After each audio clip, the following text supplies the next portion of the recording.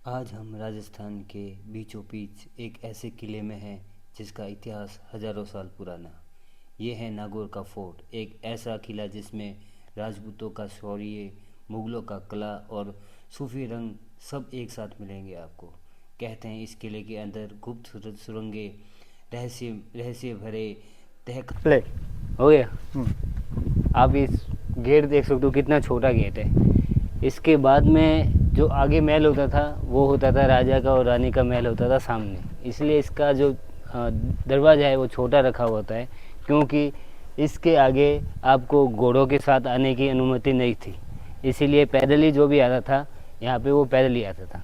जो यहाँ पे सामने सिस्टम देख रहे हो, सारा खुला मैदान पड़ा है, वो था यहाँ पे राजा अपनी मीटिंग करता था प्रजा के साथ में, और जो भी सिस्टम होता था जाते थे।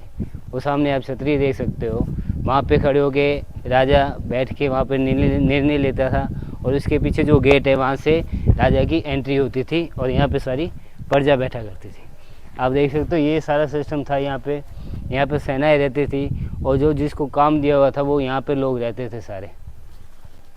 इस किले का जो इतिहास है ना वो सबसे अलग है, क्योंकि इस किले पे राजपूतों ने भी शासन किया है और मुग़ल के टाइम भी यहाँ पे शासन हुआ करता था। ये जो आप मेरे सामने देख रहे हैं ये है हाडी रानी का महल। इस रानी का भी यहाँ पे बहुत बड़ा योगदान है। कहा जाता है कि रानी ने इस महल के अंदर अपना शीश काटा था और सती हो गई थी अपने पति के मरने के बाद में। उसके बाद में उसने अपना सिर काट के और यहाँ पे सती हो गई थी। तो ये उनका महल है, आप देख सकते हो। कारीगरी कितनी खूबसूरत की हुई, कितनी बढ़िया कारीगरी की हुई है, आप देख सकते हो। सारी की सारी छत अंदर ला के ये देखो। और उस टाइम का कलर देखो आप, अभी तक उस टाइम का कलर किया हुआ ये देखो। और ये जो रानी साहब होती थी उनका पालकी होती थी बैठने के लिए, ये और एक ये दोनों पालकियाँ रानी साहब के लिए होती थी, जो कि कहीं भी वो जाते थे तो उनको यहाँ से ऐसे लेके जाया जाता था। आप यहाँ की कारीगरी देखो, ये जो को एलिफेंट बने हुए हैं उस टाइम का कलर दिया हुआ, देखो कितना सुंदर दिया हुआ, और अभी तक है। ये आज का नहीं बना हुआ, बहुत पुराना, 1000 साल से भी ज़्यादा पुराना किला है। तो यहाँ पे ये जो फाइट के लिए एलिफेंट जा रहे हैं, इधर आप देख रहे हो ये फाइटिंग के लिए एलिफेंट एक दूसरे के साथ फाइट कर रहे हैं। और इसमें भी ये सिस्टम है, फाइट करते हुए एलिफेंट है सच। और ये इस दरवाजे को देखो, इस दरवाजे को जो कारीगरी है, ये स्टोन है, इसके अंदर एक कारीगरी की हुई देखो। कोई भी जगह नहीं ऐसी जो इसने छोड़ी है, बिल्कुल कारीगरी की हुई पूरे के पूरे दरवाजे में, ये देखो।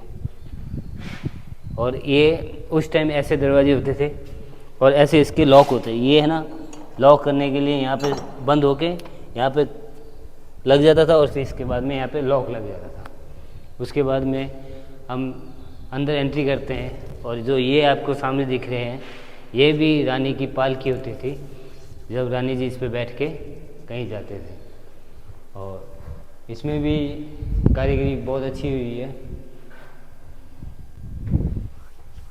वीडियो बंद कर। ये जो आप महल देख रहे हो ना, ये यहाँ के राजा, आखिरी राजा थे जिन्होंने यहाँ पे, इनका महल था ये, और उनका नाम था भगत सिंह। भगत सिंह जी ने इस महल में आखिरी सांस ली थी। और यहाँ पे आप देख सकते हो अजू पे ये झरोखे थे, जो पीछे जब रानियाँ बैठ के जो भी यहाँ पे कार्रवाई होती या कोई प्रोग्राम होता था उसके लिए देखा करते थे। और यहाँ पे बैठ के राजा बैठा करते थे और अपने फैसले लेते थे। उसके बाद में यहाँ पे खड़े होके जितने भी जनता आई हुई थी उनका समर्थन करते थे। तो आप देख सकते हो सामने फाउंडेशन है, यहाँ पे है, एक वहाँ पे है। और ये जितनी भी छतरियाँ हैं ये मुग़ल काल में बनाई गई थी। तो उस टाइम का ये फाउंडेशन देखो कितना ख़तरनाक बना हुआ है, जो कि बहुत ही पुराना है। इस किले की आप हर चीज़ एक तरह की यूनिक है। यहाँ पे जो ये कारीगरी बनी हुई है, यहाँ पे पहले रोशनी करने के लिए दिए जलाए जाते थे। इन सब के अंदर दिए जलाए जाते थे।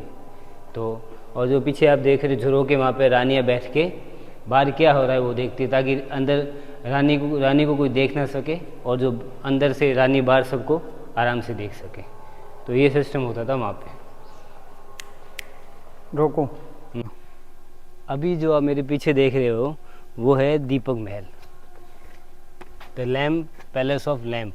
इसको इसलिए बोला जाता था क्योंकि ये राजाओं के जो खास मेहमान आते थे उनके लिए ये पूरा का पूरा महल बनाया हुआ था। क्योंकि उधर की साइड में राजा का खुद रहते थे और यहाँ पे उस राजा की जो गेस्ट आते थे उनको रहने के लिए उन्होंने ये बनाया। जो आप ये दीवारों के ऊपर छेद देख रहे हो ना, ये यहाँ पे दीपक रखे जाते थे।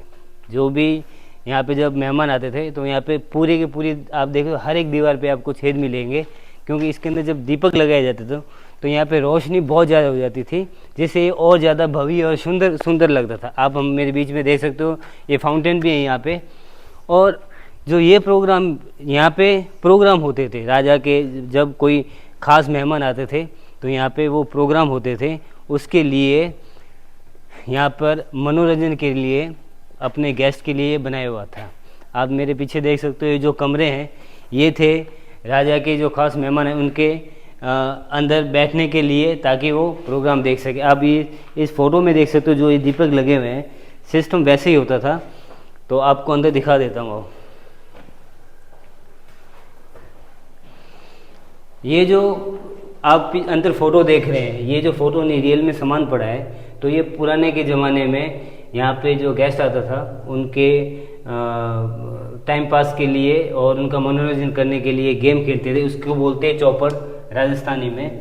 और पास में आप देख सकते हो बीच में जो एक छोटी सी कटोरी पड़ी है उसके अंदर होती थी गोटियाँ, जिसे खेला जाता था। और उसके पास में आपको गिलासें दिख रही है और एक सुराही दिख रही है, उसके अंदर जो भी वो पानी दारू पीते थे वो, और एक हुक्का रखा हुआ था, हुक्का पीने के लिए। इसके साथ में आपको ये जो झूला दिख रहा है ये होता था खास मेहमान के लिए। और जो साथ में दो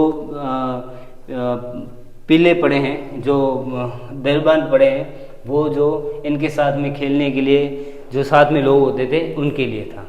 तो ये सब जगह पे झरोखे रखे हुए हैं ताकि हवा पास हो सके और अंदर गर्मी ना लगे। इसके अलावा जो यहाँ पे जब राजा का जो खास आदमी होता था, मेहमान होता था, उसके लिए अलग से हरम बनाया होता था। 2 मिनट रोको। जो ये इसके पास में भी ये राजा का जो मेहमान होता है उसके लिए हरम होता था। हरम का मतलब ये होता था नहाने के लिए जो जगह थी उस टाइम ये उसके लिए बना हुआ था। यहाँ पे भी जो मेहमान होते थे नहाते थे। और उसके अलावा जो अंदर उनके साथ में रानी आती थी या कोई और आता था, उनका मेहमान आता था, चाहे वो लेडीज़ हो, उनके लिए ये सिस्टम बना हुआ था।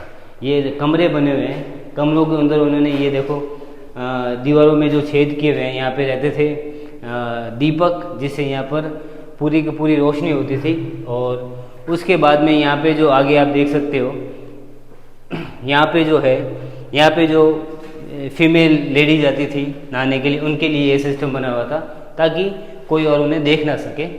इसके अलावा इसकी कारीगरी बहुत सुंदर की हुई है।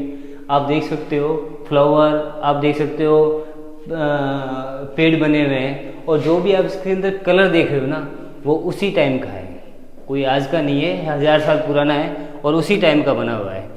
तो जो खराब हो गया उनको तो वाइट कलर कर दिया गया, लेकिन जो अभी पड़ा है उनको वैसे ही रखा गया है। तो ये होता था फीमेल के लिए हरम बना हुआ। उसके अलावा अगर आप हरम से बाहर आते हो तो आपको यहाँ पे चौहान राजपूत और मुग़ल साम्राज्य दोनों का शासन रहा है, तो इसको हमाम भी बोला जाता है। उसके बाद में आ जाता है ये शीश महल। ये महल रात को मेहमानों के सोने के लिए बनाया गया था। तो अभी तो ये उन्होंने किसी कारण अंदर जाना बंद कर दिया है, लेकिन गेटों के ऊपर इन्होंने शीशे लगा के रखे ताकि आप अंदर देख सके भाई कैसा होता था। तो मैं आपको बताता हूँ। पहले तो आप ये कारीगरी देखो, ये उस टाइम की कारीगरी की हुई है सारी की सारी। और इसके बाद आप ये अंदर देख सकते हो, अंदर भी वो सेम ही पेंट है। और जो ये दीवारों पे आप छेद देख रहे हो ये सारा दीपक था। और उसके बिना जो आप सामने दीवारों के ऊपर देख रहे हो ना, ये शीशे लगे हुए, ये रियल में शीशे लगे हुए हैं, ताकि जब वो दीपक जलते थे तो इसके अंदर बहुत ही कमाल की रोशनी होती थी दीपक के रिफ्लेक्शन से, जो एक दूसरे शीशे के साथ होती थी उसके साथ बिल्कुल बिल्कुल अच्छे से रोशनी होती थी। इसीलिए इसको शीश महल बोला जाता है, क्योंकि इसकी हर एक दीवार पे शीशा लगा हुआ था। तो आप ये देख सकते हो। आप जो मेरे पीछे देख रहे हो ये बावड़ी है, और यहाँ पे जो आप अंदर पानी देख रहे हो, अभी थोड़े टाइम पहले राजस्थान में बहुत बारिश थी तो अभी इसके अंदर पानी काफ़ी हो गया है। तो ये जो राजा का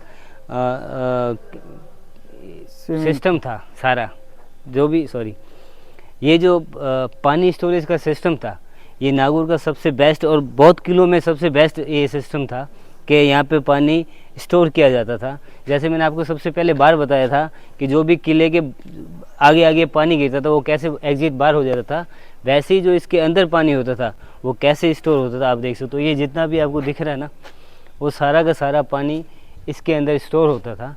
तो उस टाइम का ये सबसे बेस्ट वाटर सेविंग सिस्टम था नागौर में।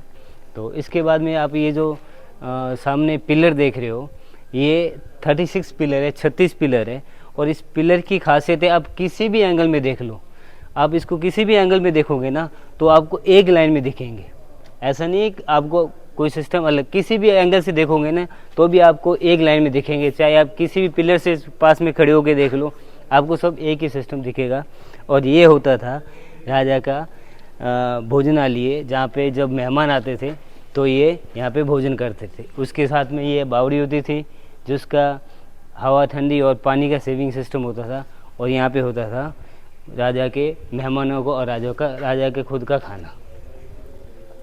स्टॉप।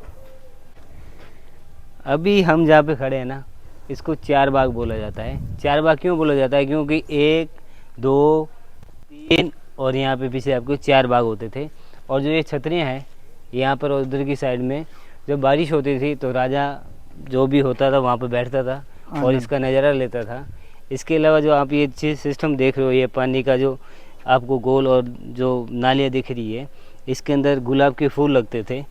और ये जो नालियाँ दिख रही है, इससे पानी सप्लाई होता था। वहाँ से पानी आते ऐसे निकल के एग्जिट हो के ये इसके अंदर से इसके अंदर आता था सारा पानी। और एक ही सिस्टम उधर था, उधर भी ये सिस्टम था, उधर से उधर पानी जाता था। तो ये उस टाइम की जो आप सिस्टम देख सकते हो, कितना यूनिक सिस्टम होता था, कैसे लोग पानी की सेविंग करते थे और कैसे प्लांट लगाते थे उस टाइम का ये सिस्टम।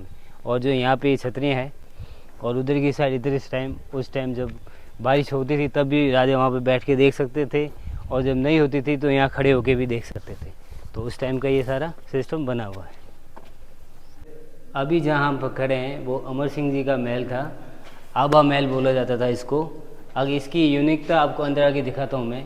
पहले तो आप इसकी कारीगरी देखो, जो इसकी छत की कारीगरी है, हर जगह आपको कहीं खाली नहीं मिलेगी। छत के ऊपर अब तो टूट गई थोड़ी छत, लेकिन आप साइडों में देख सकते हो कि कैसी कारीगरी की हुई है। उसके अलावा जो आप ये सिस्टम देख सकते हो, ये ड्रेनिंग सिस्टम होता था, उसका भी मैं अभी नहीं बता रहा हूँ, आपको रुक के बताता हूँ।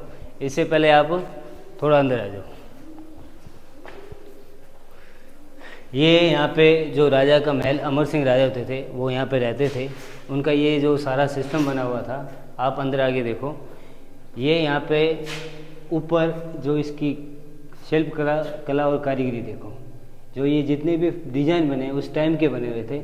आप उसकी छत देखो, छत के ऊपर जो गरुड़ के फोटो बने हुए हैं वो बने हुए थे जन्नत के, जिसे बोलते हैं हम स्वर्ग बोलते हैं, उसके इंद्रलोक के बोलते हैं, उसके हिसाब से बनाए हुए उन्होंने।